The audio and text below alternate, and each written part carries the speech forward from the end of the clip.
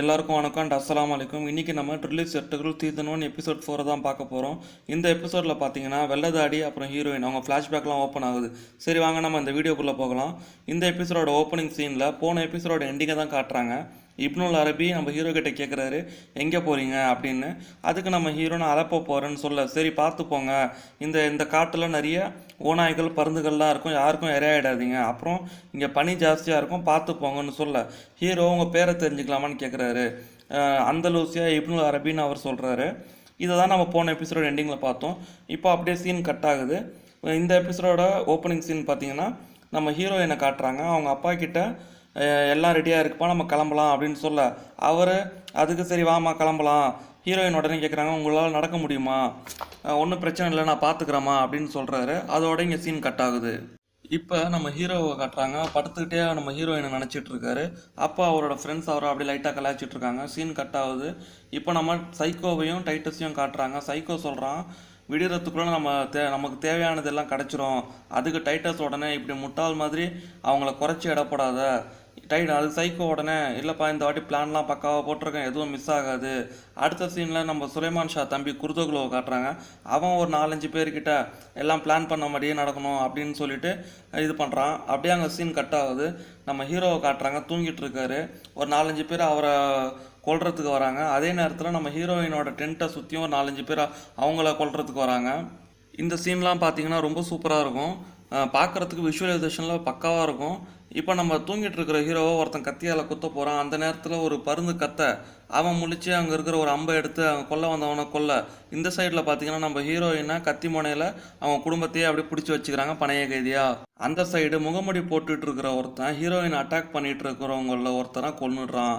ஹீரோயினோட அப்பா லைட்டாக சண்டை போட்டு ஹீரோவோட தம்பியை ஓட சொல்கிறாரு.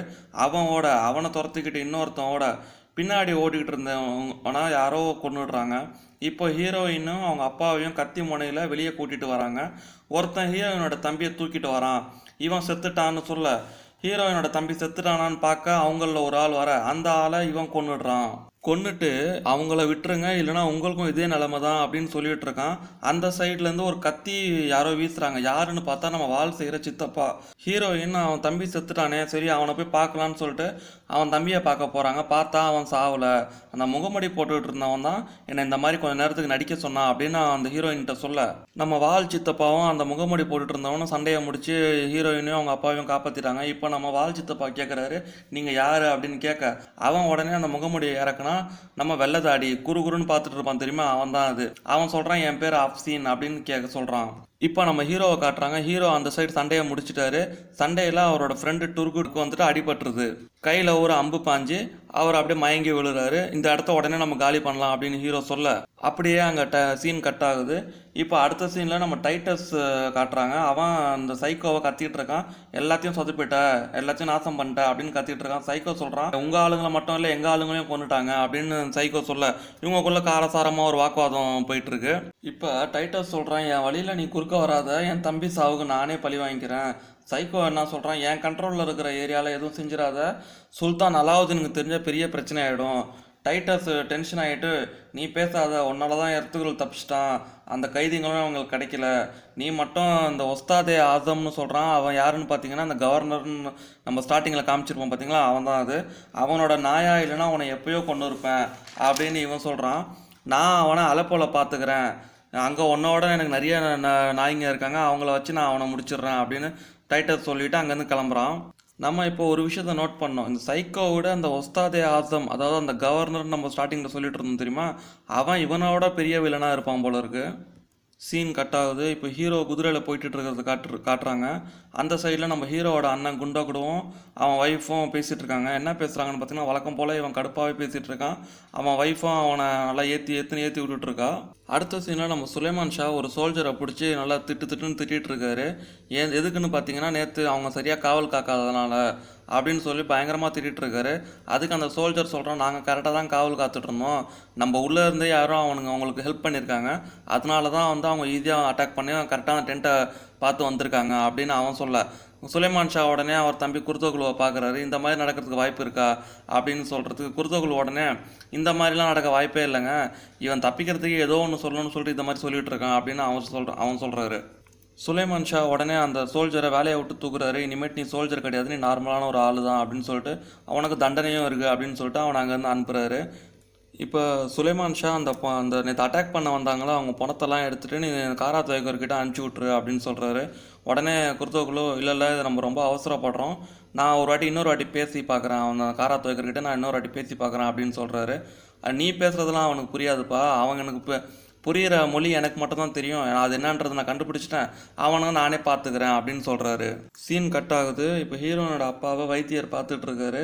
பார்த்துட்டு நீங்கள் நல்லா ரெஸ்ட் எடுக்கணும், இன்னும் உங்கள் காயம்லாம் குணமாகலை அப்படின்னு சொல்லிட்டு கிளம்புறாரு. அப்போ நம்ம வெள்ளதாடி அப்சீன் உள்ளே வரான்.